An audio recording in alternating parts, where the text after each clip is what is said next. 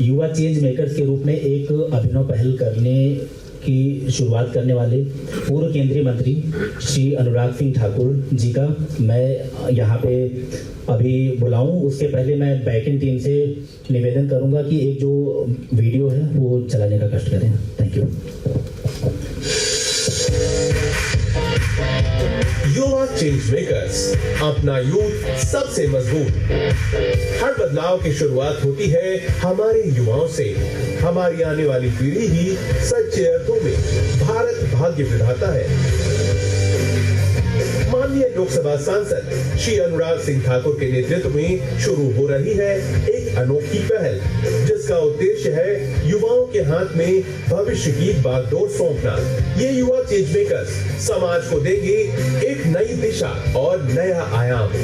देश तय करके चले कि आने वाले दिनों में 1 लाख ऐसे नौजवान, ऐसे फ्रेश ब्लड आएंगे तो सोच भी नहीं आएगी, सामर्थ्य भी नहीं आएगा।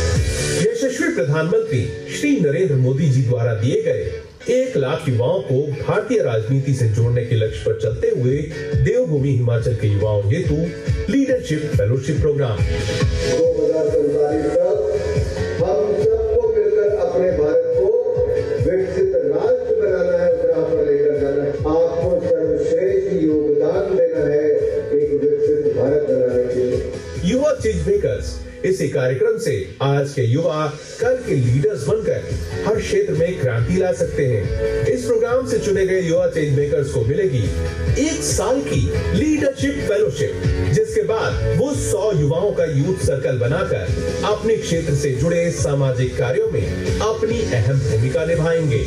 इसके साथ ही उन्हें मिलेगा reading groups, service task, nationalist programmes का एक्सपोजर और युवा चेंज मेकर्स टॉप का हिस्सा बनने का अवसर। 5 फेज के इस कार्यक्रम में होंगे registration, screening, short listing, district and state engagement, semifinal and state boot camp और ग्रैंड फिनाले। इस कार्यक्रम का हिस्सा बनने के लिए 25 जनवरी से रजिस्ट्रेशन शुरू हो रहे हैं, तो भरिए फॉर्म और पाइए मौका युवा चेंज मेकर बनने का।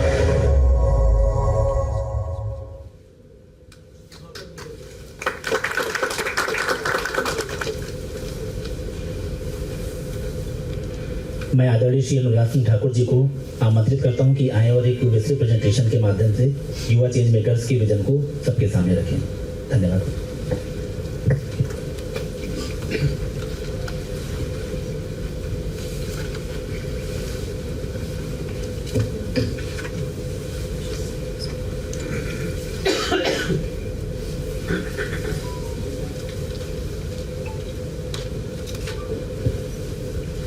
नमस्कार। नव प्रभात, नव सृजन और नव चेतना के उत्सव बसंत पंचमी के पावन पर्व पर मैं आप सभी को बहुत बहुत हार्दिक बधाई एवं शुभकामनाएं देता हूं। आप प्रदेश के कोने कोने से आज खराब मौसम के चलते भी यहां पर पहुंचे हैं। ये स्पष्ट संकेत देता है कि युवाओं की आवाज और युवाओं तक पहुंचाने के लिए आप मन बनाकर आए हैं। युवा चेंज मेकर्स का हिस्सा बनने के लिए मैं आप सभी का बहुत बहुत स्वागत और अभिनंदन करता हूं। और एक बार फिर वाणी, विद्या और विवेक की अधिष्ठात्री भगवती मां शारदे से आप सबके उज्जवल भविष्य के लिए वर्ष 2026 आप सबके लिए बहुत शुभ रहे, ऐसी कामना करता हूं। सबसे पहले तो मैं अपनी देवभूमि वीरभूमि हिमाचल प्रदेश को नमन करता हूं। हिमाचल के सभी युवा मित्रों को मेरा नमस्कार।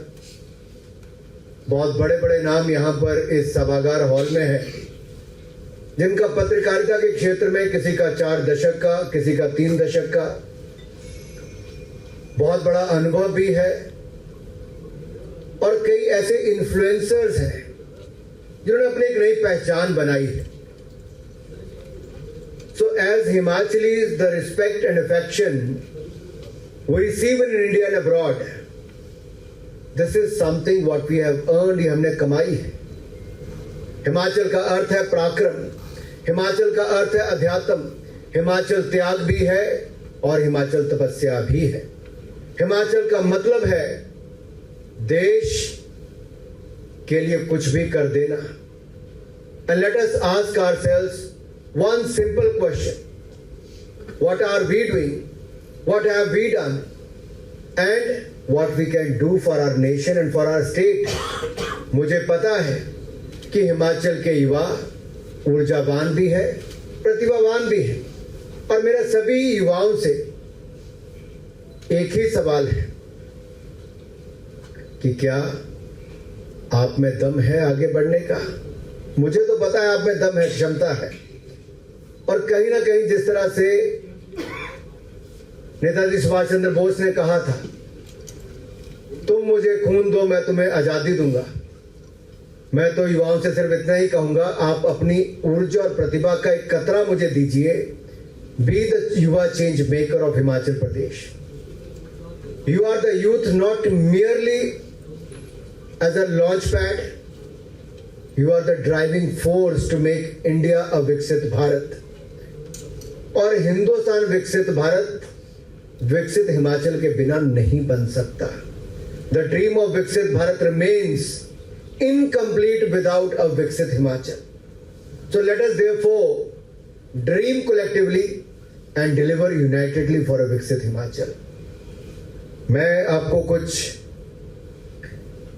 स्लाइड्स के माध्यम से आगे ले जाना चाहता हूं। अगर आप यहां पे देखेंगे पंच प्रण, 5 कमिटमेंट्स। आपको याद होगा अक्टूबर 2021 में हमारे प्रधानमंत्री नरेंद्र मोदी जी ने कहा था कि अगले 25 साल हमारे अमृतकाल के हैं। ये एक अहम समय है जब हम देश के लिए सोचे, देश के लिए काम करें, देश को आत्मनिर्भर भारत बनाने के लिए और विकसित भारत बनाने के लिए अपना सब कुछ लगा दें। नरेंद्र मोदी ने देश के लोगों को अमृतकाल में पंच प्रण यानी कि 5 ऐसे बातें, ऐसी 5 कमिटमेंट्स, 5 सेक्रेड ओथ्स वो दिलाई थी। और ये 5 प्रण क्या है? पहला, विकसित भारत का संकल्प। दूसरा, गुलामी की मानसिकता से मुक्ति। और तीसरा, विरासत पर गर्व। चौथा, एकता और एकजुटता। और 5वां, नागरिकों का कर्तव्य पालन। क्योंकि हम अपनी मांग तो रखते हैं, हम अपना कर्तव्य निभाने के लिए आगे नहीं आते। और राष्ट्रीय स्वयंसेवक संघ ने भी जब अपने पंच प्रण दिए हैं तो उसमें समरसता से लेके बाकी जब दिए तो 5वां उनका भी नागरिकों का कर्तव्य पालन पर आता है। और अगर नागरिक अपना कर्तव्य पालन सही ढंग से करेंगे, sense of duty, sense of responsibility आएगी, नेशन बिल्डिंग आएगी, तो मुझे लगता है हम एक बड़ा बदलाव देश में ला सकते हैं। अगर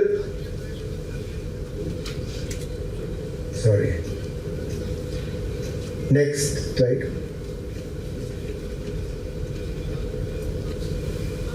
इसके पीछे सोच क्या है?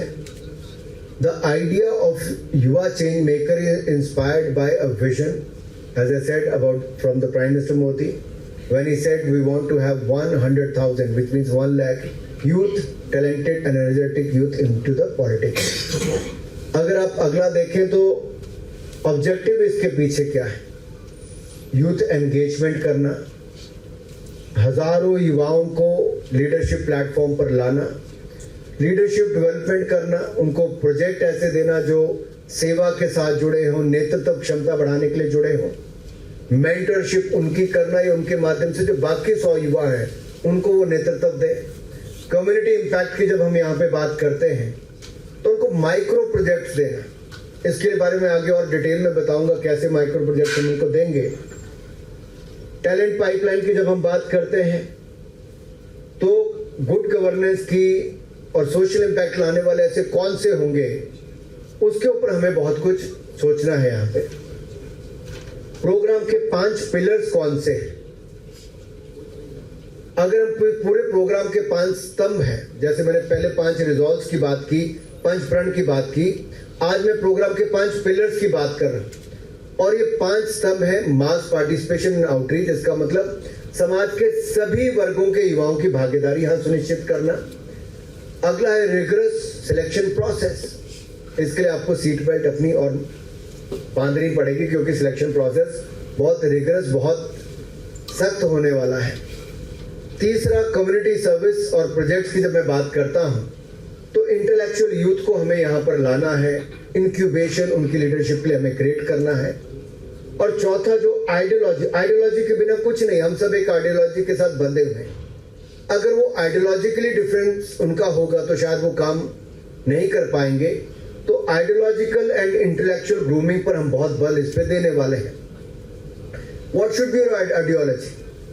आइडियोलॉजी शुड बी राष्ट्र प्रथम, सेवा और समर्पण, ये भाव इनमें होने चाहिए। और मेरा इसमें आपके लिए एक और है, you have to undergo a intellectual grooming so that society is benefited by your leadership and then a long term cadre nurturing process. ये भी एक लॉन्ग टर्म इसलिए होगा, ये इसलिए बड़ा इंपॉर्टेंट है कि इसको आप 1 महीना करके नहीं छोड़ सकते, हम इनको 1 साल के लिए रखने वाले हैं। ये आप अगली स्लाइड पे देखिए, आपको अपने आप में बहुत कुछ बताती है। लॉन्च जो हम आज कर रहे हैं, मोबिलाइजेशन जो 25 जनवरी से इसका रजिस्ट्रेशन शुरू होगा, युवा चेंज मेकर्स का रजिस्ट्रेशन 25 जनवरी से शुरू होगा, 23 मार्च तक चलेगा। स्क्रीनिंग एंड शॉर्टलिस्टिंग उसके बाद होगी। District and state engagement, semifinal, state boot camp और ग्रैंड फाइनल, ये सब कुछ इसके माध्यम से आगे होने वाला है। लॉन्च जैसे मैंने कहा 25 जनवरी को होगी। टारगेट हमारा है कि 10,000 युवा पूरे प्रदेश भर से इसमें रजिस्टर करें। वेबसाइट और सोशल मीडिया हैंडल पर जाकर आप अपने आप को रजिस्टर कर सकते हैं। ऑफलाइन हम लोग कॉलेज, स्कूल और अन्य कैंपसेस में जाके इसको करने वाले हैं। स्कूल मैंने इसलिए कहा क्योंकि 11वीं 12वीं के छात्र भी इसमें करेंगे, क्योंकि जब तक ये 11वीं 12वीं के छात्रों में वो बदलाव आएगा तो कॉलेज में जाके वो बड़ी भूमिका निभा पाएंगे। एप्लीकेशन कैसे करना है, आपको एक फॉर्म मिलेगा जहां पर आप स्कूल, कॉलेज, स्पोर्ट्स, एक्टिविज्म, अपना जो भी आपका लीडरशिप का एक्सपीरियंस रहा आप वो उसमें शेयर कीजिए। सोशल मीडिया आपका इन्फ्लुएंस या कम्युनिटी मोबिलाइजेशन स्किल्स आपकी क्या है, हमें उसके बारे में पता चलेगा। फिर मोटिवेशन ऐसे या वीडियो आपको डालना पड़ेगा।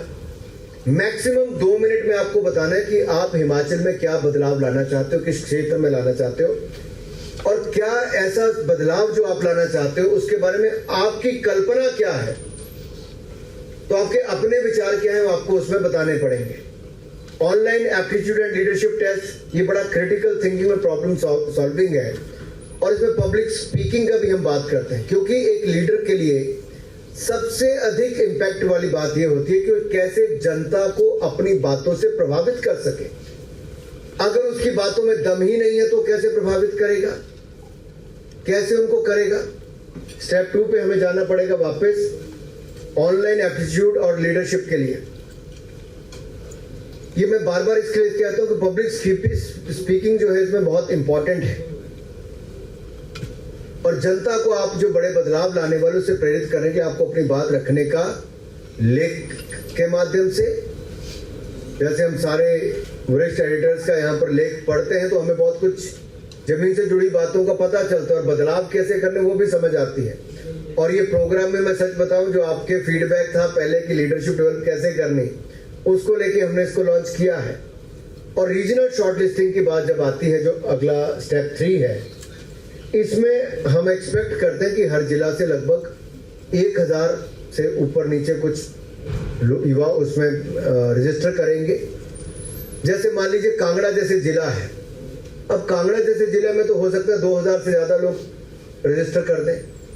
कोई छोटा जिला होगा लाहौल स्पीति या किन्नौर, वहां पे आपको कम आएंगे। तो ये इनका जब रजिस्ट्रेशन होगा उसके बाद जब हम इसकी स्क्रूटनी करेंगे तो उसके बाद 100-150 को हम लोग शॉर्टलिस्ट करेंगे उनके टेस्ट के बाद, ताकि वो डिस्ट्रिक्ट लेवल के यूथ पैनल्स और ऑब्जर्वर्स जो हैं वो एक कंडक्ट करेंगे, उसमें वो भाग लेंगे। और ये 2 दिन का बूट कैंप रहने वाला है। अब फेज 3 आता है। District and state level engagement. जब ये 100-150 लोग आएंगे तो उनको करना क्या पड़ेगा? 2 दिन का वर्कशॉप होगा, वो उनकी leadership, team work, governance basics इस पे काम करेगा। ग्रुप एक्टिविटीज हम इनको देंगे, डिबेट्स इनको, और प्रॉब्लम सॉल्विंग टास्क देंगे। अब आप बोलोगे प्रॉब्लम सॉल्विंग क्या ऐसे 5 स्टार के होटल के कमरे में होगा? नहीं, प्रॉब्लम सॉल्विंग के लिए उनको साथ लगती पंचायतों और गांव में भेजा जाएगा।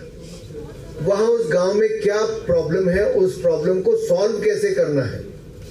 तो आज के युवा केवल समस्या को उठाने वाले ना बने, समस्याओं का समाधान कैसे निकालना है वो उसका हिस्सा बने। तो ये उनको टास्क उसको देंगे, माइक्रो प्रोजेक्ट, जहां डिजिटल लिटरेसी ड्राइव। क्यों कहा गया? आजकल आपको ऑनलाइन फ्रॉड बहुत ज्यादा कई बार हो जाते हैं, तो आप क्या करोगे? उनको जागरूक करोगे, अपना पिन शेयर नहीं करना, कुछ और है, आपको मोबाइल फोन का इस्तेमाल कैसे करना है, ऑनलाइन पेमेंट्स कैसे करनी है, या स्वच्छता हमारे हिमाचल प्रदेश के लिए इसलिए बड़ा इंपॉर्टेंट है देश के साथ साथ। मैं अभी कुछ दिन पहले 1 दिन के लिए कोलंबो गया था, सुबह 8 साढ़े 8 पहुंचा, रात को 11 बजे वापस आया। वो इतना साफ सुथरा है कि वहां कचरे का तिनका तक नहीं दिखता। श्रीलंका कर सकता है, कोलंबो कर सकता है, तो हिमाचल प्रदेश क्यों नहीं कर सकता? वाटर कंजर्वेशन इसलिए क्योंकि आज भी देखिए, हम बैठे बैठे भी बात करते हैं कि 3.5 महीनों के बारिश नहीं हुई, लेकिन जब पहले हुई तो हमने उस पानी को बचाया नहीं, बह के चला गया। बरसातों में आते तो बह के चला जाता है। तो हम लोग गांव गांव में पानी का लेवल ऊपर कैसे लाएं, उसके ऊपर हम क्या कर सकते हैं। और अब जो नया प्रोग्राम मोदी सरकार ने लॉन्च किया है, विकसित भारत जी राम जी, गारंटी फॉर रोजगार एंड आजीविका मिशन ग्रामीण, उसमें सबसे पहला जल संरक्षण का ही है। तो उसमें हम क्या कर सकते हैं, उस पर भी हो सकता है। फिर evaluation of projects, impact, execution, community involvement. होता क्या है, हम लोग कम्युनिटी की इन्वॉल्वमेंट बहुत कम करते हैं। जहां तक जब तक समाज की भागीदारी नहीं होगी तब तक ये कुछ और नहीं हो सकता है। बड़ा इम्पैक्ट समाज की भागीदारी से ही आता है। Public presentation at district level, इसमें भी बहुत इंपॉर्टेंट है। और जजिंग क्राइटेरिया क्या रहेगा, बहुत इंपॉर्टेंट। पहला देखिए, इन्फ्लुएंस कौन करता है। आप सब में तो अधिकतर लोग इन्फ्लुएंसर ही हैं। अगर टेक्नोलॉजी देश में नहीं होता, डेटा सस्ता नहीं होता, तो आप बहुत सारे लोग जो कंटेंट बनाते हैं उसको देखने वाले लोग ही नहीं मिलते। आप हैकाथॉन एक अच्छा तरीका है कि हजारों लोग अपने उसमें सुझाव दें। हैकाथॉन के माध्यम से हम बहुत सारे समस्याओं का समाधान निकाल सकते हैं। मॉक डिबेट्स और यूथ पार्लियामेंट, उसके माध्यम से हम लोग कर सकते हैं, ताकि वो ग्रुप डिस्कशंस के माध्यम से और ये सब करने का काम करें। फेज 4 जो है हमारा, जो सेमीफाइनल और स्टेट बूट कैंप जो है, देश भर के, प्रदेश भर के हम लोग जो 300 के लगभग युवाओं को 5 डे बूट कैंप के लिए निकालने वाले, कोई 1-2 दिन के लिए नहीं आने वाला। जिला से लेके प्रदेश स्तर के जो बूट कैंप होंगे, वहां उच्च कोटि के political leaders, influencers, thinkers, motivators, IAS IPS officer से लेके एडिटर्स, ऐसे बहुत सारे लोग जो सोशल एक्टिविस्ट हैं, वो सब लोग वहां पर आएंगे। और आप उन युवाओं के अलग अलग सेशंस लेंगे। मान लीजिए सोनी जी, नवनीत जी, बाकी सब लोग आते हैं, तो क्या करेंगे? वो सब्जेक्ट जो उनके दिल के करीब है या जो वहां पर डिसाइड किया गया, वो हो सकता है। संजीव जी हो या बाकी हो, तो वो क्या उनको लगता है डिजिटल मीडिया के माध्यम से क्या किया जा सकता है। तो कम्युनिकेशन स्किल्स के ऊपर, डिजिटल कैंपेनिंग और इवेंट मैनेजमेंट, इसके ऊपर आपको इवेंट करना है तो आपको लोग जुटाने पड़ते हैं। हमने आप सबको फोन किया, 1 बार 2 बार अनुरोध किया, तब जाके आप आए। आपको लगा अच्छा युवाओं के लिए कुछ हो रहा है तो क्यों ना जुड़ा जाए, क्योंकि आपके दर्शक भी वही हैं। आपके सबसे बड़े जो दर्शक, श्रोता, फॉलोअर्स, आप कुछ कह लो, लाइक करने वाले, फॉलो करने वाले, सब युवा ही अधिकतर हैं। और उन युवाओं के लिए बड़ा कैंपेन है।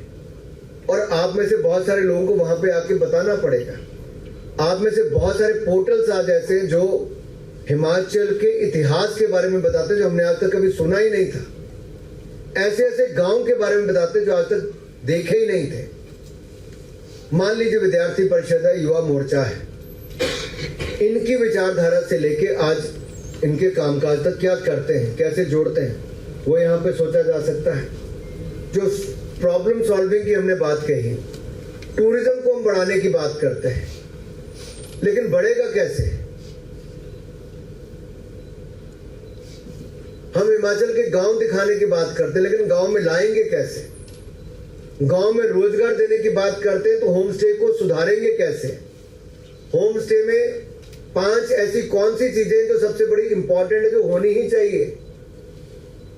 क्या हाइजीन एक इंपॉर्टेंट है? टॉयलेट, बेड, आसपास स्वच्छता से उसकी शुरुआत होगी। अगर गांव में लोग आएंगे तो गांव के साथ उनको जोड़ना कैसे, किसी विषय के साथ, वो कैसे कर पाएंगे?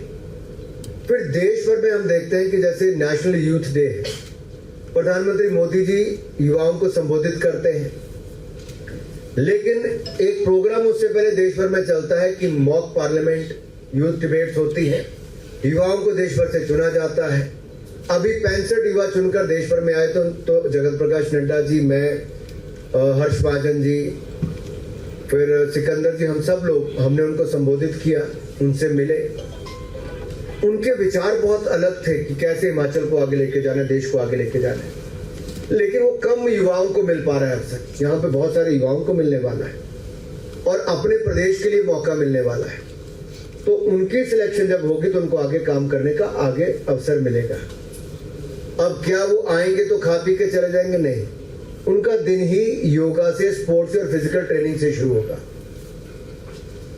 फिटनेस का डोज आधा घंटा रोज, इसको हम दिनचर्या में अडॉप्ट करने के लिए कहेंगे, ताकि वो भी बाकी जगह इसको लेके जाए, शारीरिक मानसिक तौर पे वो स्वस्थ रह पाए।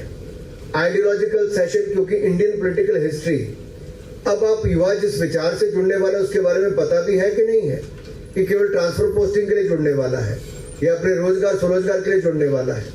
तो आइडियोलॉजिकली उसको जोड़ने के लिए उस पॉलिटिकल पार्टी की हिस्ट्री के बारे में बताएंगे। गवर्नेंस मॉडल अटल जी से लेके मोदी जी या किसी और अन्य सरकारों का क्या है, उसके उदाहरण हम यहाँ पे देंगे, नॉन बीजेपी के भी देंगे। कॉन्स्टिट्यूशनल वैल्यूज क्या है? संविधान पढ़ा ही बहुत कम लोगों ने है, लेकिन आज जेब में लेकर घूमते हुए फिर कहते हैं संविधान संविधान। जब पूछो कि पन्ने कितने, तो उनको पता नहीं चलता कि करना क्या है।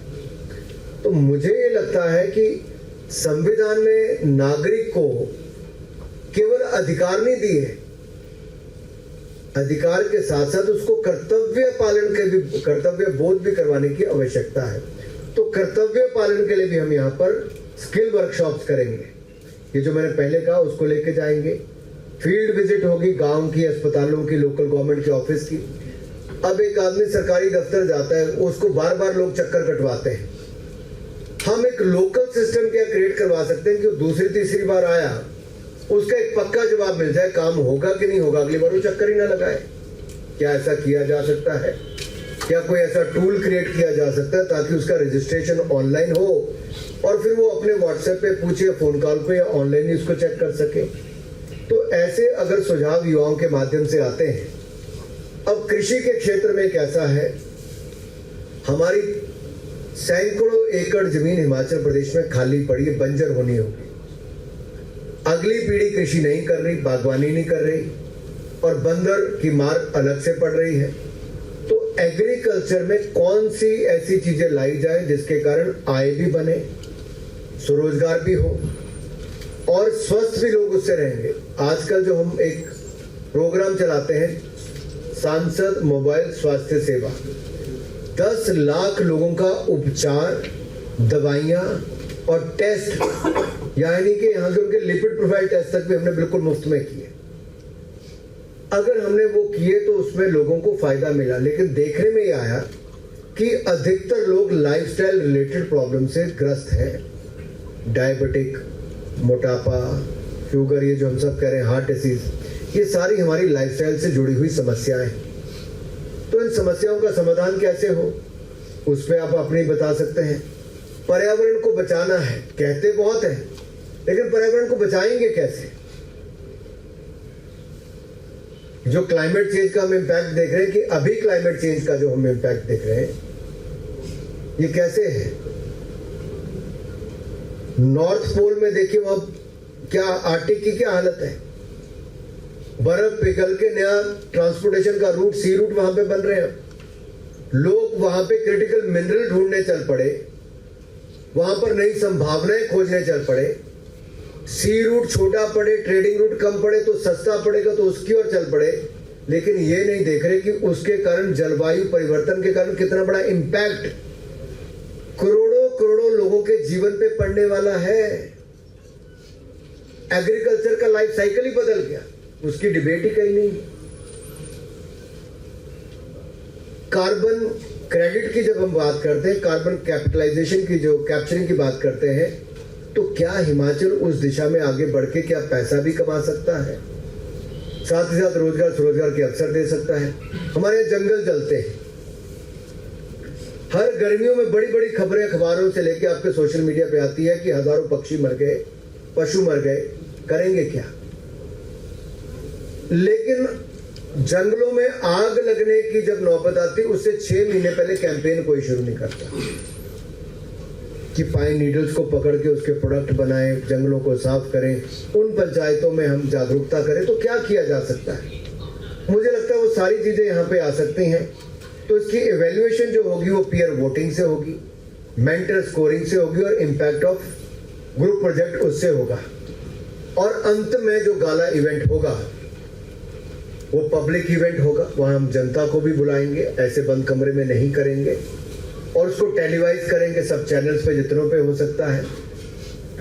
जो हमारे फाइनलिस्ट हैं वो अपने विजन पेपर्स को प्रेजेंट करेंगे, 3-3 मिनट या 4-4 मिनट जो भी उनके लिए तय किया जाएगा। अपने जिले के लिए उनका क्या मैनिफेस्ट है, अपने जिले में क्या बदलाव लाना चाहते हैं। हम ज्यादातर बड़ी बड़ी बातें करते हैं लेकिन फोकस नहीं होती। हम यहाँ पे अपने जिले के बारे में फोकस करवाना चाहते हैं कि आप अपने जिले में क्या बदलाव लाना चाहते हैं, फिर उस जिले के उस ब्लॉक में क्या बदलाव हो सकता है आपका, वो उसमें दिखना चाहिए। और इसको जज कौन करेगा, सीनियर लीडर्स, एंटरप्रेन्योर्स करेंगे, ब्यूरोक्रेट्स और सिविल सोसाइटी के लोग, और हमारे जो एडिटर्स हैं उनमें से कुछ लोग आकर करेंगे। ये सारा बात इसलिए की गई कि इससे शायद बहुत सारी समस्याओं के हल, समाधान और उत्तर निकल कर आएंगे जो आज की आवश्यकता है। जैसे हमारे हिमाचल में बहुत सारे टूरिस्ट आते हैं जो आज से 20 साल पहले आते थे, अब जब आते हैं तो मुझे कहते हैं कि पहले सड़क पे हम चलते थे तो हमें हिमाचल की खूबसूरत वादियां देखने को मिलती थी। आज बगैर किसी ढंग के आर्किटेक्चर के आपकी दुकान, आपका मकान देखने को मिलता है और स्ट्रक्चर देखने को मिलते हैं। हम शहर इसलिए छोड़कर नहीं आए थे कि हमें इस तरह के बेढंगे ढांचे दिखे। तो ये फीडबैक है, लेकिन इस पे सरकार ने एक नियम बनाया था कि वैली साइड को इतनी हाइट से ऊपर कुछ नहीं, ताकि वैली व्यू ना रुके। क्या वो किसी सरकार ने रोका, चाहे मेरी हो या दूसरी हो? क्या उस पर निर्णय करने का समय है? नई सड़कें बन रही हैं, सड़क बाद में बनती, मकान उसके पास पहले बनना शुरू होता, तो उसके लिए क्या समाधान है? क्या उसका कोई हल यहाँ निकल सकता है? क्या सभी राजनीतिक दल उन विषयों को लेकर एक मंच पर आ सकते हैं? लैंड होल्डिंग कम से तो उसके लिए समस्या का हल क्या निकले, वो भी सोचना पड़ेगा। तो ये जो 40-50 विवाद सब उसमें ग्रैंड फिनाले में आएंगे, उनका अल्टीमेट टेस्ट ऑफ लीडरशिप होगा, उनके स्किल का होगा, उनके इंटेलेक्ट का होगा, उनके विजन का होगा, और वो एग्जीक्यूशन कैसे कर पाते हैं। विचार देने वाले बड़े मिलेंगे लेकिन उसको लागू करने वाले बहुत कम है। सुझाव देना दुनिया का सबसे आसान काम है, लेकिन उसको लागू करना सबसे मुश्किल काम है। तो ऐसे जो लगभग 21 चेंज मेकर जिनको एंड में सम्मानित किया जाएगा और चेंज मेकर का रोल दिया जाएगा इन 10,000 युवाओं में से, उनका आधार क्या होगा? Leadership skills, community project impact, public speaking and communication and peer and mentor evaluation. किस आधार पे की जाएंगी? थ्योरेटिकल होगा 40% और प्रैक्टिकल होगा 60%, जो फाइनल हम उस दिन करने वाले हैं। इसी तरह से थ्योरेटिकल में जो आपका होगा रिटर्न पे, आपका कॉन्स्टिट्यूशन पे क्या सोच है, आपको जानकारी कितनी है, गवर्नेंस बेसिक्स के आपको क्या आइडिया है, हिमाचल स्पेसिफिक इश्यूज की जो मैंने पहले बात की, नेशनल प्रायोरिटी पर, ऐसे आप जो लिखोगे, आप अपनी ओपिनियन बताओगे और 1 घंटे के अंदर आपको बताना है और हिमाचल में आप क्या बदलाव 2040 तक देखना चाहते हो, उस पे आपका ये एक्सटेम्पोर एक राउंड जो है वो किया जाएगा पब्लिक स्पीकिंग का, जिसके 20% नंबर आपको मिलेंगे। डिबेट का आपको हिस्सा बनना पड़ेगा। क्वेश्चन आंसर जो आपको, जैसे मीडिया वाले हमसे अचानक सवाल पूछते हैं, वैसे आपको मीडिया इंटरेक्शन और सिमुलेशन आपको उसके थ्रू जाना पड़ेगा। तो आप आर्टिकुलेट कितना अच्छा कर पाते हो, कंपोजर आपका कैसा है, ये सारी चीजों पर बहुत फोकस किया जाएगा। ये सारी बातें हम विस्तार में इसलिए बता रहे हैं ताकि जो लोग भी अप्लाई करें उनको पता हो कि वो जिस युवा चेंज मेकर्स के चैलेंज में हिस्सा लेने वाले हैं उसमें उनको तैयारी कितनी करनी है। और मैं आपको बताऊं, जितने हिमाचल के बच्चे मैंने इतने सालों में, अब 18 साल तो मुझे भी एमपी बने हो गए, मैंने दिल्ली में आते देखे हैं, उनकी प्रतिभा बहुत ज्यादा है जी। देश भर के लोगों के बीच में जब आके वो भाषण देते हैं तो उनकी पहचान एक अलग दिखती है। और कहीं ना कहीं स्कूलों कॉलेजों से हमें उनको निकाल कर उनकी सोच को आगे बढ़ाने की जरूरत है। तो पॉलिसी एंड आइडियोलॉजी नॉलेज के 20 नंबर होंगे जो रिटन टेस्ट से लेके बाकी पे होगा, ओपिनियन पे होगा, और अगले 20 नंबर पब्लिक स्पीकिंग और डिबेट पे होंगे, ये जो थ्योरेटिकल का है। प्रैक्टिकल वाले पे, क्योंकि लीडरशिप में टीम वर्क बड़ा जरूरी, लीडरशिप के साथ साथ टीम वर्क बहुत जरूरी है। नेता केवल भाषण देने वाला नहीं होना चाहिए, टीम को साथ में चलाने वाला भी हो। तो टीम वर्क और मैन मैनेजमेंट उसमें कैसी हो, उसमें देखने को मिलेगा। और दूसरा जो है इनोवेशन एंड प्रॉब्लम सॉल्विंग की स्किल्स उसमें कैसी है। और तीसरा, चरित्र के बिना कुछ नहीं और सेवा भाव के बिना कुछ नहीं। तो character and service is also very very important, तो उसके ऊपर भी ध्यान दिया जाएगा।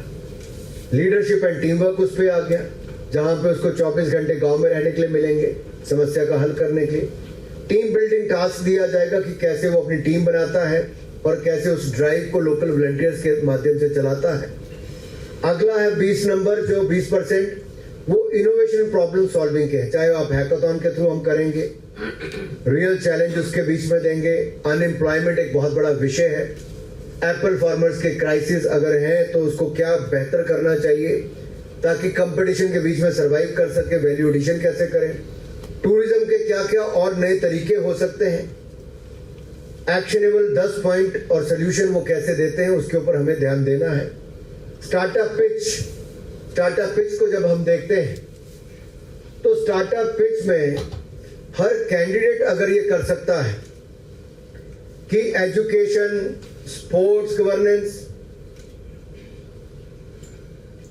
ये केवल सुझाव नहीं, टेक्नोलॉजी और इनोवेशन के माध्यम से इसकी फिजिबिलिटी और स्केलेबिलिटी पर भी ध्यान दिया जाएगा। क्या वो फिजिबल भी है? अगर फिजिबल है तो क्या उसका साइज एंड स्केल भविष्य में बढ़ाया जा सकता कि नहीं बढ़ाया जा सकता, कि केवल एक पायलट तक करके छोड़ दिया जाएगा? अगर स्केल दिया जा सकता है तो उसको अलग से उसमें महत्व मिलेगा। अब कैरेक्टर एंड सर्विस में फिर अंत में आता हूं, चरित्र के बिना कुछ नहीं है। और नैतिकता की बात जब आज हम देश में कर रहे हैं कि हम बदलाव अपने संविधान में, धारा में, जो जेपीसी जिसका हिस्सा मैं भी हूं, कि बहुत सारे लोग करप्शन करते हैं, करप्शन के बाद भी मंत्री मुख्यमंत्री बन के सरकार चलाते हैं, उनको 30 दिन के बाद पद छोड़ना चाहिए अगर वो जेल में है तो, अगर उनको अरेस्ट किया गया तो। आजकल हम उस पर डिबेट कर रहे हैं, लेकिन हमें अगली पीढ़ी को तो इस पर तैयारी ही करवानी है कि कैरेक्टर आपका क्या है, नैतिकता, नैतिक मूल्यों को बल देने के लिए उस यहाँ पे हम बल देंगे। अब भारत दर्शन जैसा प्रोग्राम मैंने शुरू किया जहां मैं युवाओं को लेके देश भर में उनको दौरा करवाते थे। आज मुझे खुशी है कि राज्य की सरकार ने भी उसी तर्ज पे अपना एक प्रोग्राम किया है, लेकिन हमने आज से कई साल पहले उस कार्यक्रम को किया, आज सरकार उसको कर रही है। मैंने खेल महाकुंभ शुरू किया जब भाजपा के सारे सांसदों को प्रधानमंत्री जी ने करने के लिए बोला है। तो हमारे जो प्रोग्राम हमने प्रदेश में शुरू किए, आज वो कहीं ना कहीं देश के लिए मॉडल बना है। और आज मैं आपको कह के जा रहा हूं, जो 1 लाख युवाओं को राजनीति में लाने के लिए और सेवा के क्षेत्र में लाने के लिए प्रधानमंत्री मोदी ने कहा है, आज उसकी शुरुआत युवा change makers, tomorrow's leader today, ये इनिशिएटिव हमने हिमाचल से शुरू किया है। ये देश भर का इनिशिएटिव बनने वाला है ये हमें लगता है। इसकी सफलता आप सबके हाथ में है। आप कैसे लोगों तक इस बात को पहुंचाएंगे, समझाएंगे, अपनी भाषा में आप इसको कैसे विस्तार में बताएंगे, ये प्रेजेंटेशन हम आपके साथ शेयर करने वाले हैं। आप इसके ऊपर अपना प्रोग्राम कर सकते हैं, लोगों को समझा सकते हैं इसको और संक्षिप्त करके बता सकते हैं, तो लोगों को फायदा मिलेगा। और विनर्स की अनाउंसमेंट जो है युवा चेंज मेकर के नाते होगी, स्वेरिंग इन होगी, बैच सेरेमनी होगी और pledge of service, integrity and leadership उनको वहां पे दिलाया जाएगा, ताकि युवा चेंज मेकर सेवा भाव के साथ, समर्पण भाव के साथ समाज में बदलाव लाने के लिए आगे आए। और जो चुने जाएंगे उनको क्या किया जाएगा, उनको मेरे ऑफिस के साथ भी डायरेक्टली काम करने का मौका मिल सकता है। बहुत सारे प्रोग्राम में कई संस्थाओं का रिक्वेस्ट करके उनके माध्यम से चलाता हूं, उनके साथ मौका मिलेगा। एमएलए एमपीज के साथ शेडो करने का, पॉलिसी मेकिंग क्या है, पॉलिसी इंप्लीमेंटेशन क्या है, प्रोग्राम क्या है, प्रोग्राम में कमियां क्या है, उसमें सुधार क्या किया जा सकता है, ये सब सीखने का मौका एमपी एमएलए के साथ उनको मिल सकता है। कम्युनिटी एंगेजमेंट, हम कम्युनिटी के साथ मिलकर कैसे काम करें, वो जो युवा चुने जाएंगे, मान लो जो 21 प्रदेश स्तर के हैं, उनके साथ 100 लोग काम करेंगे। जो अपने जिले में इंपैक्ट करने वाले उनको अलग से काम दिया जाएगा। इस तरह से हजारों युवा प्रदेश भर में अपने अपने गांव से लेके अपने मंडल और अपने विधानसभा क्षेत्रों तक एक नया इंपैक्ट क्रिएट करेंगे। हम अभी बहुत सारी योजनाएं चलाते हैं, जैसे अस्पताल है, सेल्फ हेल्प ग्रुप्स का है, डिजिटल कैंपेन्स है, एक से श्रेष्ठ है, ऐसे हजारों प्रोग्राम्स हमारे चलते हैं, हजारों लोगों को साथ में जोड़ के प्रोग्राम चलते हैं। जैसे एक से श्रेष्ठ में लगभग 12,000 बच्चे पढ़ते हैं शाम के टाइम पे 650 सेंटर्स पर। वो एक महिला है जो पोस्ट ग्रेजुएट या ग्रेजुएट है, वो बच्चों को पढ़ाती है गांव में बैठ के। आज उनका शिक्षा का स्तर भी सुधर गया। जहां एक और सरकारी स्कूल बंद हो रहे थे, हमने एक से श्रेष्ठ के सेंटर खोल के 12,000 विद्यार्थियों को उनकी शिक्षा और उनकी सॉफ्ट स्किल्स में सुधार लाने का काम किया। तो आपके वॉलंटियर्स उस दिशा में भी काम कर सकते हैं। ये जो कैंपेन बाकी अस्पताल चलता है, जहां 10 लाख लोगों की सेवा हुई, मुफ्त में इलाज हुआ, उनमें जुड़ सकते हैं। अन्य रोटरी, लायंस क्लब, ऐसे अन्य हैं, उनके साथ जोड़ा जा सकता है। बहुत सारे एफपीओ हैं, उनके साथ जोड़ा जा सकता है। तो बहुत सारे लोगों के साथ उनको सीखने का अवसर मिलेगा। और ओवरऑल स्ट्रक्चर जो है वो एक एडवाइजरी काउंसिल होगी हमारी सीनियर लीडर्स की, एजुकेटर्स की और प्रोफेशनल्स की। प्रोग्राम का एक अपना डेडिकेटेड सेक्रेटरीट होगा जो मेरे ऑफिस से रन किया जाएगा, मेरी टीम के माध्यम से। इवैल्यूएशन कमेटी होगी जो हमारे इंडिपेंडेंट एक्सपर्ट्स हैं, ताकि फेयरनेस रहे। कोई ये ना कहे कि कोई किसी परिवार से आया है और कोई किसी दूसरी तरफ से आया। जिसमें दम होगा उसको आगे बढ़ने का अवसर दिया जाएगा। डिजिटल प्लेटफॉर्म्स का हम उपयोग करेंगे रजिस्ट्रेशन के लिए, लीडर बोर्ड्स के लिए और प्रोजेक्ट की ट्रैकिंग के लिए, ताकि उसकी इवैल्यूएशन समय समय पे हो। यूथ बैच, सर्टिफिकेट्स और गैमिफिकेशन इसका किया जाएगा, ताकि पॉइंट्स हर एक्टिविटी के लिए आप अर्न कर सकें। इतना ही मुझे कहना था। आप सब आए, आप सबका बहुत बहुत आभार। और एक ही निवेदन है, आप अपनी कलम के माध्यम से, अपने कैमरे के माध्यम से, अपनी वाणी के माध्यम से युवा चेंज मेकर्स के इस कार्यक्रम को, इस जो प्रोग्राम हमने प्रदेश के युवाओं के लिए लॉन्च किया है, जो आने वाले समय में देश भर में लॉन्च कई राज्यों में हम करने वाले हैं, इसको आप जन जन तक पहुंचाइए। आप सबका बहुत बहुत धन्यवाद। जय भारत, जय हिमाचल। आपके किसी के मन में कोई अगर प्रश्न है तो उसका उत्तर मैं देने के लिए तैयार हूं। बहुत से युवाओं के मन में फाइनेंशियल इनसिक्योरिटी भी रहती है, तो उस डाउट को कैसे दूर किया जाएगा? देखिए, एक अगर आज आप बड़े बड़े कंपनियों में भी देखेंगे, बहुत सारे लोग सबैटिकल लेके इस तरह की एनजीओ से किसी सेवा भाव के काम के साथ काम में जुड़ते हैं। कई लोग कुछ महीने की ब्रेक लेते हैं तो अपने ऐसे प्रोजेक्ट करते हैं जहाँ पे सोशल वेलफेयर के हो। वो उनके ओवरऑल सीवी में वैल्यू ऐड करता है कि आपने सोशल वर्क किया, समाज के लिए आपने कुछ ना कुछ किया है। हम तो स्कूल से ही और कॉलेज के युवाओं को ये अवसर दे रहे हैं, और कोई रोजगार, कोई नौकरी भी कर रहा है तो वो भी कर सकता है, तो उनको भी अवसर दे रहे हैं कि अपने जो रिज्यूमे है उसमें उनके एक तो सर्टिफिकेट मिलेगा, बैच मिलेगा, पॉइंट्स अर्न करेंगे। फिर जो माई भारत सरकार का प्लेटफॉर्म है वहां पे भी अगर ये जुड़ते हैं तो वहां पे भी इनके पॉइंट्स अभी मर्ज होते हैं तो उनको वहां पे भी फायदा मिलेगा। दूसरा, जो आपके टॉप 21 लोग चुनेंगे उनको हम फाइनेंशियली भी मदद करेंगे ताकि वो पूरे साल के प्रोग्राम में जब जुड़ेंगे तो आप सबके मन में होगा कि जो 21 लोग चुनेंगे उनको क्या मिलने वाला है। तो जो 21 लोग चुने जाएंगे वो हर एक युवा को 1,21,000 रुपया प्रत्येक युवा को साल का मिलने वाला है।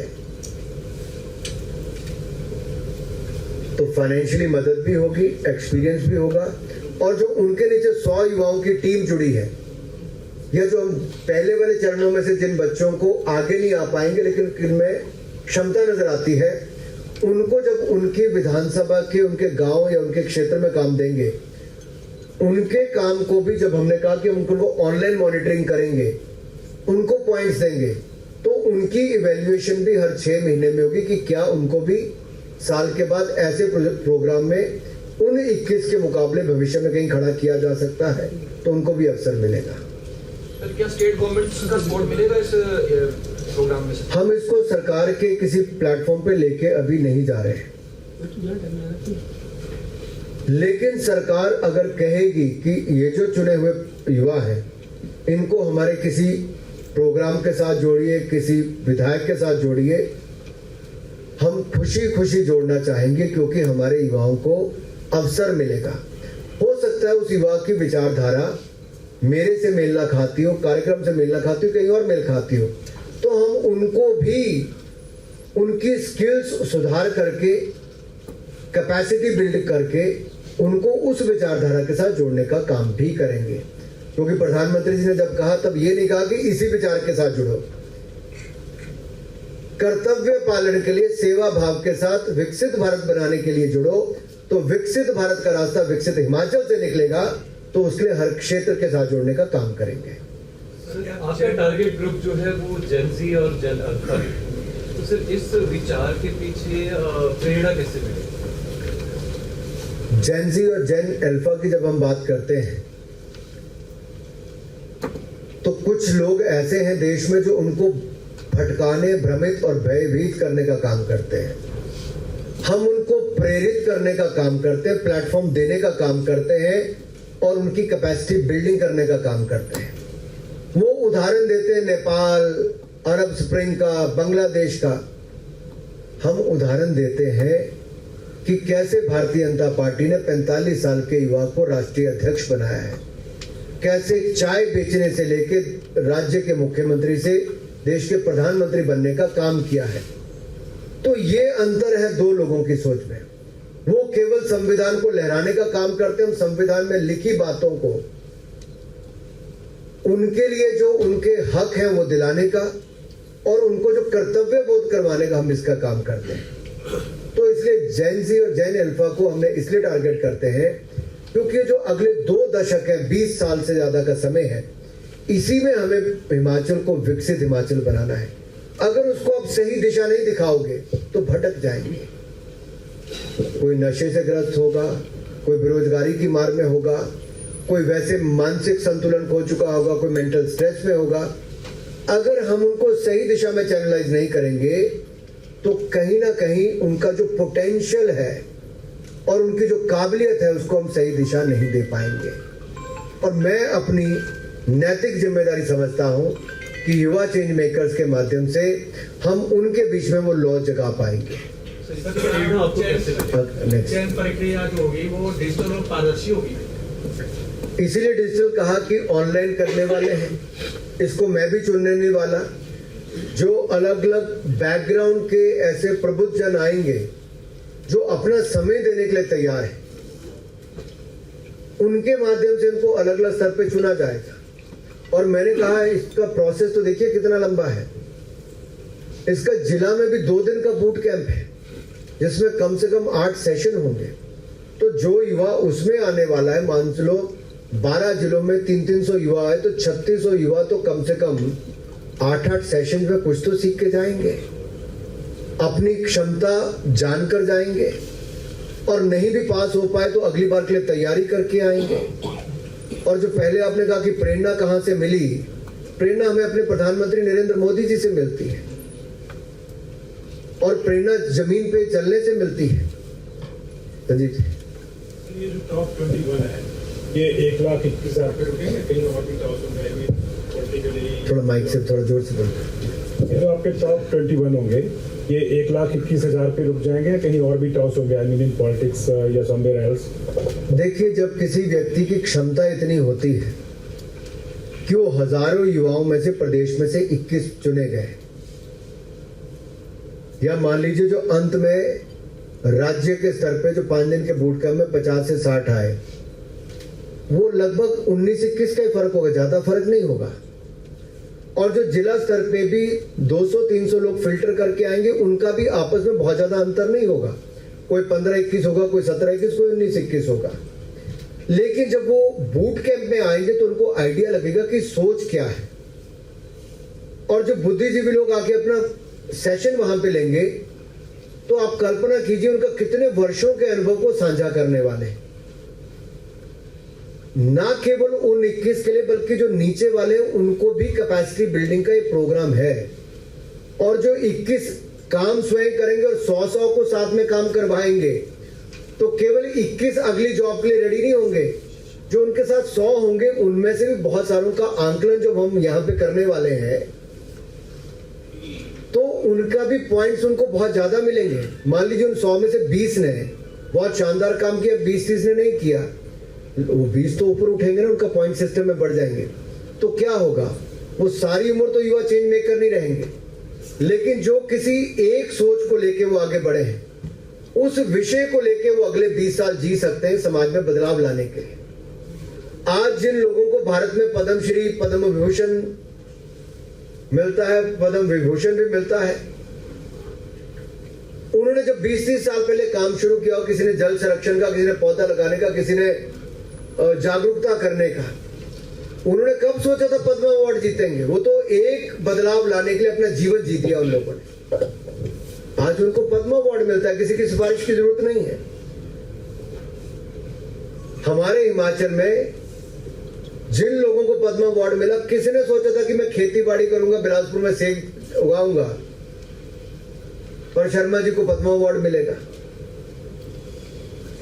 तो ये जो युवा होंगे वो कहीं ना कहीं जिस क्षेत्र में वो बदलाव लाना चाहते हैं वहां पे बदलाव भी लाएंगे, और जब वो संजीव जी काम करेंगे तो उसका बड़ा लाभ क्या मिलेगा, इनकी अपनी जो क्षमता है वो बढ़ने के साथ साथ, काबिलियत बढ़ने के साथ साथ, उनको एक बात का ज्ञान तो हो जाएगा कि वो अपने पांव पे खड़े हो सकते हैं। स्वरोजगार हो, रोजगार हो, कारोबार हो, सबके लायक बन जाएंगे। और उनके इसी बात को लेके जब वो सर्टिफिकेट लेके कहीं जाएंगे तो उनको रोजगार के अवसर भयंकर या बहुत ज्यादा मिल सकते हैं। मैं यहाँ पर पावर फैक्टर से थोड़ा घबरा रही हूँ। रीजन बीइंग कि जब बहुत से जो यूथ है, आप समझिए कि कोई शिमला में पढ़ रहा है, फिर वो वहाँ से जाकर अपने क्षेत्र में, जैसे मैं रामपुर में जाकर मैं कुछ काम करना चाहती हूँ। I have done this. तो 2020 में मैंने जब चुनाव लड़ा था पंचायती राज का, तो उसमें मैंने एक चीज देखी कि आम लोगों को, जो पावरफुल लोग हैं, वही आगे नहीं बढ़ने देते। मैं अगर फार्मर बैकग्राउंड से आती हूँ, मेरे पिताजी बागवानी में है, तो बहुत से ऐसे लोग हैं, कांग्रेस, बीजेपी, वो बिल्कुल नहीं चाहेंगे कि किसी आम आदमी का बच्चा आगे निकले। तो आप कह रहे हैं कि 100 लोगों को जोड़ेंगे, हाउ, लाइक कैसे पॉसिबल होगा उन बच्चों के लिए स्पेशली जिनके पास इतनी पावर नहीं है, मनी नहीं है, और वो सच में कुछ करना चाहते हैं? आज अगर आप देश भर का उदाहरण उठाकर देखेंगे या दुनिया भर का उठाकर देखेंगे, दुनिया भर में यूथ लीडरशिप बहुत तेजी से आगे आ रही है।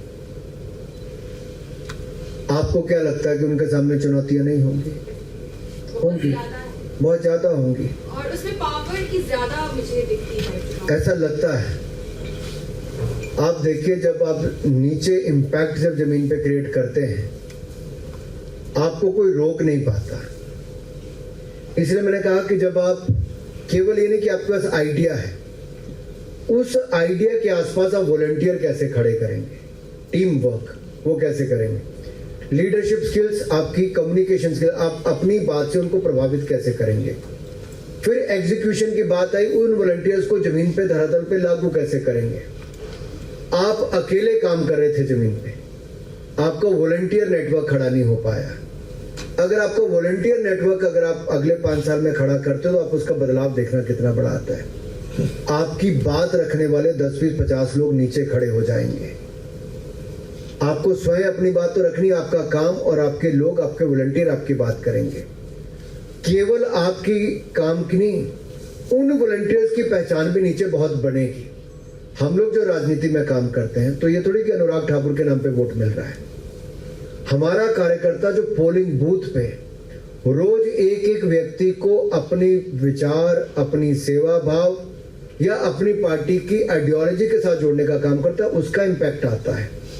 अगर हमारे पास इतने वॉलंटियर्स या पार्टी वर्कर ना हो तो भारतीय जनता पार्टी जहां है वहां नहीं हो सकती। अगर अपने ऊपर भी काम करने तो मेरा विश्वास मानिए, आप बगैर किसी डर के, जैसे पानी बहता है ना, उसको कोई नहीं रोक पाता। कईयों ने घर बना लिए, कईयों ने कुछ कर लिया, लेकिन जब उसका भाव आता है तो सब कुछ उखाड़ फेंकता है, क्योंकि उसकी ताकत है। हमें अपनी ताकत को खड़ा करना है, और ताकत तभी खड़ी होगी जब विचार में स्पष्टता होगी, वॉलंटियर्स की टीम ठीक होगी, एग्जीक्यूशन नीचे ठीक होगा, और सोशल इम्पैक्ट जब नजर आएगा, लोगों के जीवन में बदलाव, तो लोग आपके लिए बोलेंगे। आपको किसी पावर की जरूरत नहीं पड़ती। हम जब सर्वे करते हैं तब हमारे पास बहुत सारे नाम ऐसे आते हैं जिनका पार्टी के स्तर पे कहीं नाम ही नहीं होता, लेकिन जमीन बोल उठती है कि भाई इस आदमी का नाम लो, इसने समाज में बहुत काम किया है। वो काम बोलता है। काफी अच्छा प्रोग्राम आपने शुरू किया, धन्यवाद। बहुत बहुत बधाई। मैं जानना चाहता हूँ, ये एक टाइम का प्रोग्राम है कि इसकी सीरीज चलेगी, लुकिंग में चलेगा, और एजुकेशनल इंस्टीट्यूट इसमें पार्टिसिपेट करेंगे और भविष्य में करिकुलम में ऐड करने की योजना है आपकी? हमने आज तक जितने प्रोग्राम किए, कोई एक बार का प्रोग्राम नहीं। अप्रैल 2018 में सांसद मोबाइल स्वास्थ्य सेवा लॉन्च की, 8 साल हो गए, 10 लाख लोगों का इलाज अब भी चल रहा है, कई जिलों में चल रहा है। सांसद खेल महाकुंभ किया, हर साल कर रहे हैं, अब देश कर रहा है। सांसद भारत दर्शन योजना की, हर साल उसको प्रयास करते हैं कि किया जाए। इसी तरह सेल्फ हेल्प ग्रुप्स के लिए काम किया, तो उसको भी एक नहीं अनेकों ट्रेनिंग देके, आज सैकड़ों महिलाओं की ट्रेनिंग की, मशरूम से लेके, पाइन नीडल से लेके, सिलाई कटाई बुनाई से लेके बाकी सब में काम किया। एक से श्रेष्ठ 2 सेंटर से शुरू हुआ, मात्र 2 साल में 650 से ज्यादा सेंटर्स हो गए। ये कोई एक दिन का प्रोग्राम नहीं है, ये 2047 तक, जब तक विकसित भारत और विकसित हिमाचल प्रदेश नहीं बन जाता, ये कार्यक्रम जारी रहेगा। लीडरशिप ना एक दिन में आती है, ना एक प्रोग्राम से बनती है, ये निरंतर प्रक्रिया है। It will be a continuous process and it all depends on the success of the programme. Programme की सफलता पे बहुत निर्भर करता है। हिमाचल से शुरू किया, बाकी राज्यों में भी जाएंगे। और मैं एजुकेशनल इंस्टीट्यूट्स की आपने बात की, एनआईटी के डायरेक्टर हमारे बीच में हैं, आईआईटी मंडी के, एनआईटी हमीरपुर के डायरेक्टर, उनकी पूरी टीम यहाँ पे है, आईआईटी मंडी के रजिस्ट्रार, उनकी टीम यहाँ पे, हमारे ट्रिपल आईटी के हमारे प्रोफेसर्स यहाँ पर हैं, सेंट्रल यूनिवर्सिटी के यहाँ पर हैं, बाकी यूनिवर्सिटीज का बहुत बड़ी संख्या थी इसलिए हमने उनको बुलाया नहीं, सेंट्रल को बुलाया है। लेकिन हर यूनिवर्सिटी के हम प्रोफेसर से, डीन स्टूडेंट से, कहने वाले स्टूडेंट वेलफेयर से, कि वो भी अपने वहाँ पे इस प्रेजेंटेशन को दें, युवाओं के बीच में जानकारी जाएगी, ज़्यादा रजिस्ट्रेशन होगी।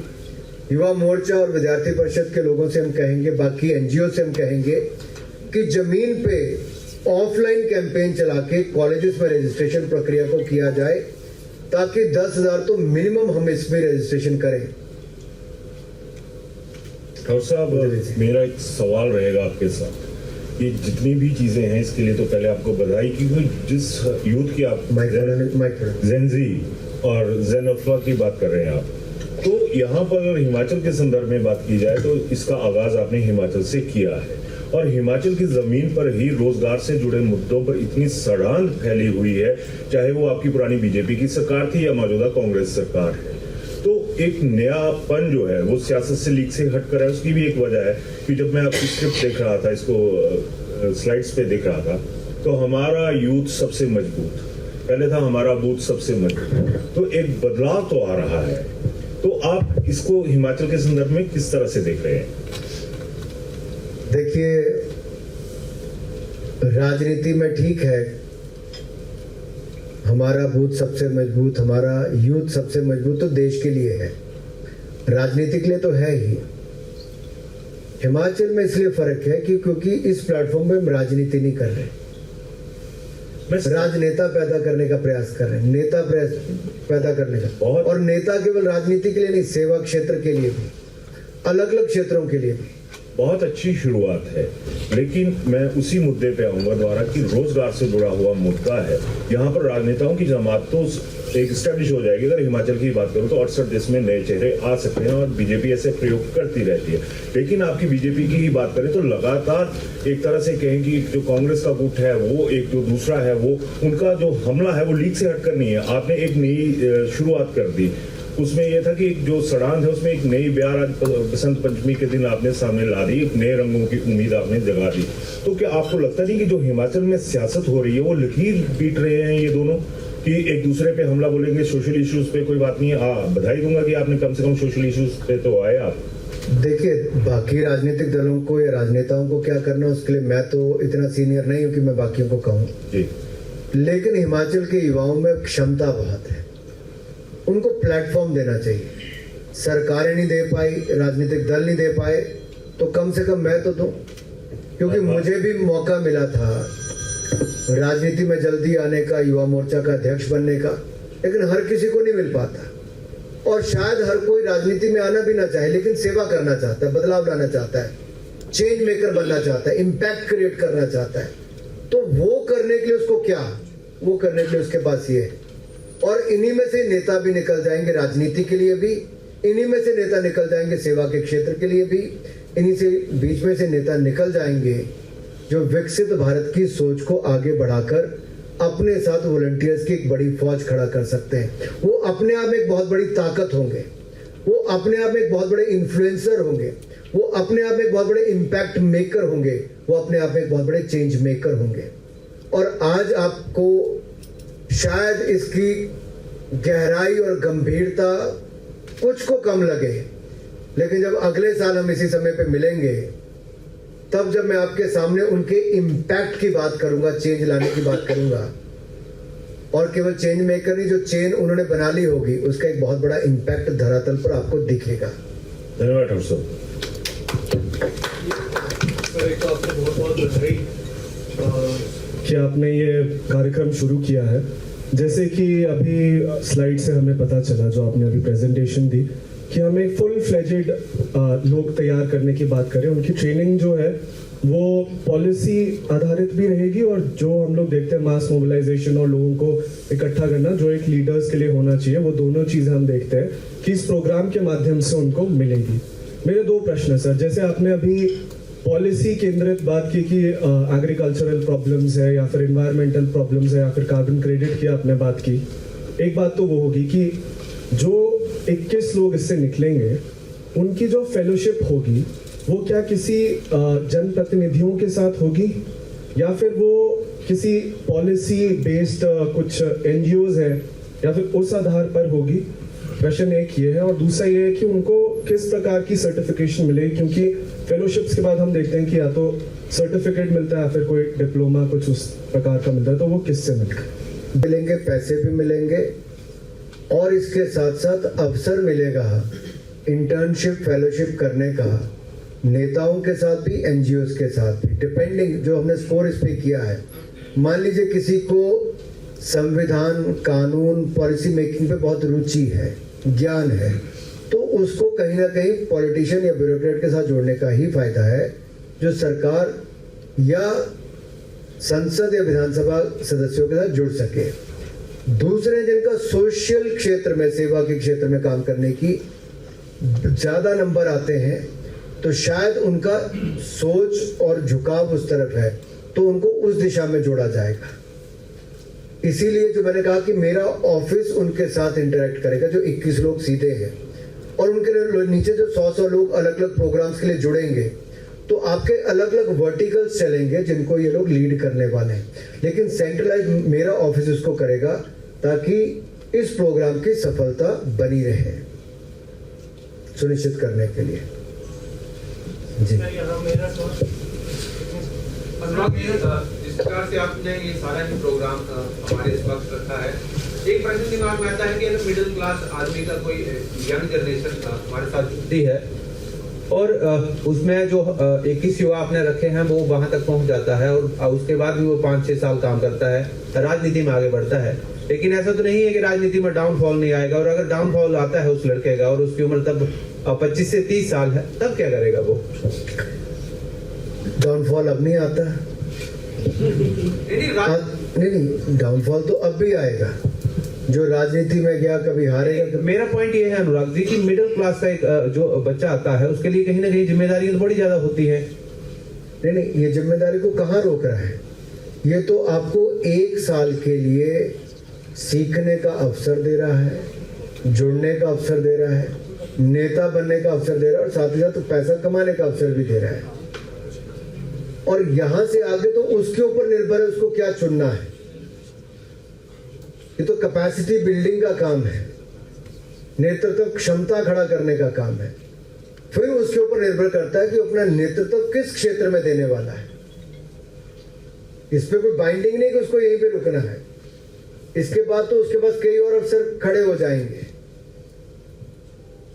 सर, यहाँ पे मेरा सवाल आपसे रहेगा कि आपने बताया कि ये जो प्रोग्राम में रजिस्ट्रेशन की डेट है ये 25 जनवरी से 23 मार्च तक रहेगी, लेकिन सर क्या ये लोअर हिमाचल के लिए है? क्या अपर हिमाचल? पूरे हिमाचल में, मैं हिमाचल को बटा हुआ देखता ही नहीं। कैसे? मेरे लिए हिमाचल एक है।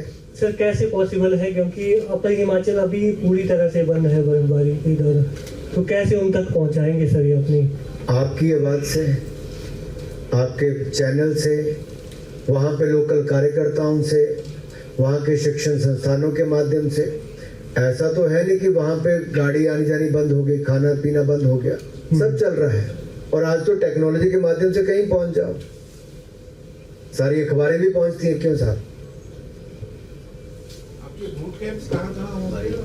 डिस्ट्रिक्ट लेवल पे तो होगा डिस्ट्रिक्ट का जो 2 दिन का, और जो स्टेट लेवल का उसके लिए अभी जगह चिन्हित करने की फाइनली कहाँ पे करेंगे। सर आमतौर पे जब हम समस्या उजागर करते हैं पत्रकार तो लीगल फेसेस हमें करना पड़ता है, तो जब कोई आम व्यक्ति, आम बच्चा जब इस मुद्दे को उठाएगा तो क्या उसको लीगल फेस हो सकता है कि कई ऐसी चीजें, फॉर एग्जांपल जमीनी विवाद ले लीजिए, जो समस्या तो समस्या है, उस केस में आप उसको कैसे डिफेंड करेंगे, उसको सिक्योरिटी क्या रहेगी सर? Thank you. नहीं, जमीनी विवाद में वो कैसे फंसेगा?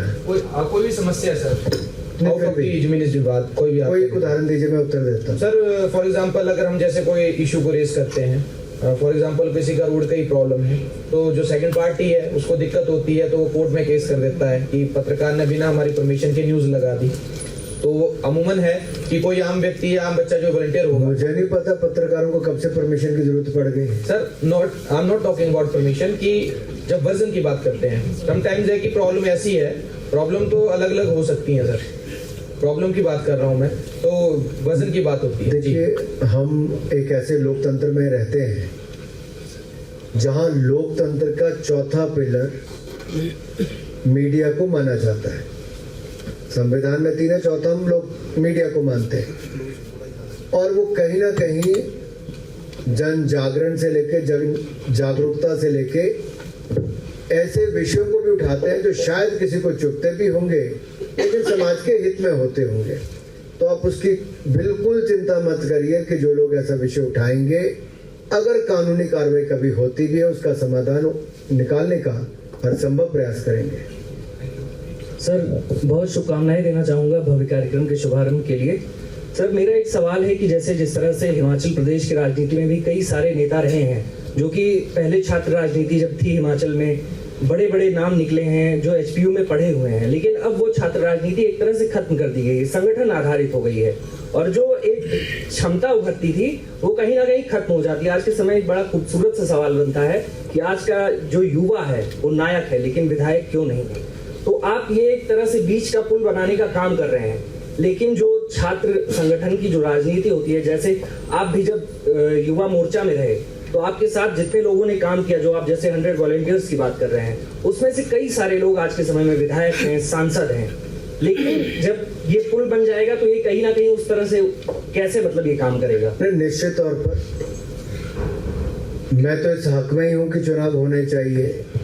युवाओं को छात्र जीवन में छात्र संघ के चुनाव लड़ने ही चाहिए। मैं तो इसके पक्ष में हूँ। उसके लिए गाइडलाइंस दी जा सकती है, उसको फॉलो किया जा सकता है। इलेक्शन मॉडल गाइडलाइंस तो हम सबके लिए हैं, तो कॉलेजेस में भी हो सकती है। और जब हम युवा देश है तो उसमें युवा नेतृत्व तो कॉलेज से ही निकलेगा। और मैंने तो अपने प्रोग्राम में 11वीं कक्षा के बच्चे 16 से लेकर 29 साल की बात की है, क्योंकि जब तक वो ये प्रोग्राम खत्म करेगा तब तक उसकी 18 साल की उम्र आ जाएगी वोट डालने की, तब तक वो कॉलेज पहुंचने वाला होगा। तो टीम की बात, मेरे साथ काम करने वाले तो आज बहुत अलग अलग जगह पर हैं। अभी जो राष्ट्रीय अध्यक्ष हैं, हमने इकट्ठे काम किया। मेरे साथ महामंत्री 6 साल थे। गोवा के मुख्यमंत्री मेरे उपाध्यक्ष थे हमारी टीम में। छत्तीसगढ़ के डिप्टी सीएम वो हमारी टीम में थे। फिर गुजरात के डिप्टी सीएम हरसांघवी, वो मेरे महामंत्री थे। इसी तरह से कई अन्य राज्यों के अध्यक्ष वो मेरी टीम के या उस समय के सदस्य, आंध्रा, राजस्थान, जम्मू कश्मीर, बहुत सारे केंद्रीय मंत्री से लेके सांसद से लेके अन्य विधायकों को तो बहुत लंबी लिस्ट है, प्रदेशों में मंत्री। तो एक कहीं ना कहीं जब आप एक टीम के रूप में काम नीचे करते हैं तो आप साथ साथ में आगे बढ़ते हैं। तो यहाँ पे भी मैं जो बात कर रहा हूँ कि कई लोग राजनीति में आएंगे, कई अन्य क्षेत्रों में जाएंगे। हो सकता है कोई यूपीएससी का एग्जाम देना चाहता हो या एचएएस के एग्जाम देना चाहता हो, लेकिन साथ में वॉलंटियर करेगा तो कहाँ दिक्कत है? So I have a question. Ji, you said this fellowship program is for a year, and you will finalize 21 people out of that. So you'll create a pool over the years. You'll create a pool of 21, 20, 21, 2, 3, 5 years. Firstly, what happens after the first batch is out of this fellowship program? One thing, what's the future these guys have? And second is, how do you induct them into political parties and induct them into leadership programs where the top leaders don't try and crush the younger leadership out and not let these younger people come up in the hierarchy? Thank you for asking this important and relevant question. If you look globally, internships, fellowships are for a shorter period only. So we have decided not to do it for 3 months, not for 6 months, but for a year, so that the actual impact to the politics. For example, मैं बाकी जयराम ठाकुर जी विद्यार्थी परिषद में काम करके आए, सतपाल सत्ती जी विद्यार्थी परिषद में काम करके आए, तो क्या संगठन में वहां पे काम करके आए तो उसके बाद कुछ था, राजनीति में आते नहीं आते टिकट मिलती, बहुत को नहीं मिली, कईयों को मिली। कुछ अध्यापक लग गए, कुछ कर्मचारी लग गए, कुछ ओएसडी लग गए, कुछ और लग गए। ऐसा नहीं कि जीवन खत्म हो गया। युवा मोर्चा, धूमल जी उपाध्यक्ष थे या बाकी युवा मोर्चा में थे, प्रोफेसर थे, तो वो भी साथ में चल रहा था, लेकिन साथ में विधायक, सांसद और मुख्यमंत्री बन गए। मैं खेलों में था, मैं तो राजनीति में सीधा सीधा नहीं था, लेकिन खेलों में मैंने कुछ इम्पैक्ट क्रिएट किया तो मुझे वहां पे अवसर मिल गया। और शायद उस समय वीरभद्र जी ने मुकदमे नहीं किए होते तो मैं कभी राजनीति में नहीं आता, वो तो उसके कारण आ गए। तो कहां किसके लिए क्या अवसर मिले वो भाग्य तो किसी और ने लिखा है, लेकिन अगर मौका मिले तो उसके लिए क्या आप तैयार हो कि नहीं हो, वो तैयारी करने का मौका हम यहां पे दे रहे हैं।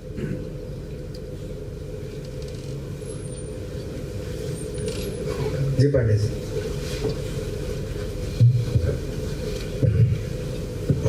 बहुत बहुत बधाई। और आवाज ऑडिबल सर? जी। So I'll start with a small disclaimer.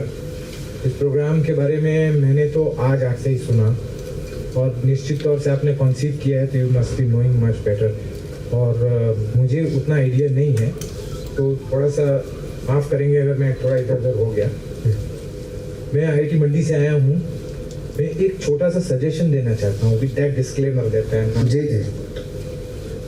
जैसा अब अगर मैं IIT मंडी में मैं और मेरे डीन साहब जा करके इसके बारे में बात करेंगे I am pretty much sure that as you said that you need 120 youth coming from a district on the average if my students participate which they will I am pretty much sure out of 120 from Mandi more than 100 will be from my institute. They are very talented young boys and girls who have already come with a rigorous screening process. So is true about NIT Hamirpur, so is true about any other institution.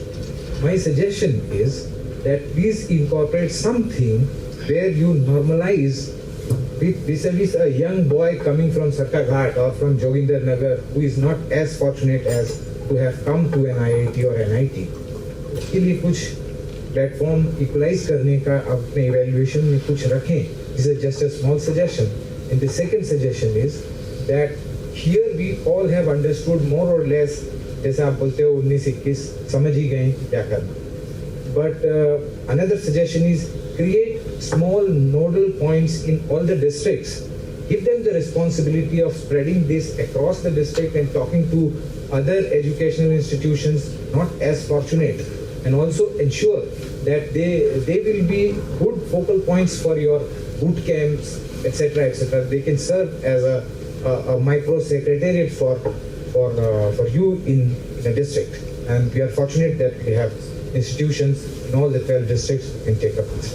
बहुत बहुत धन्यवाद. बहुत relevant आपने सुझाव दिए हैं. Will incorporate all this. Thank you. और इसमें मैं थोड़ा सा इतना ले आऊँ कि केवल भाषण देने से या ऐसे लिखने से आपका चयन हो रहा है, ऐसा नहीं है. हमने प्रैक्टिकल उसके लिए भी 60% जो दिए हैं थ्योरेटिकल और प्रैक्टिकल वाले का इसलिए डिफरेंस रखा था. कुछ लोग भाषण बहुत अच्छा देंगे, कर नहीं पाएंगे.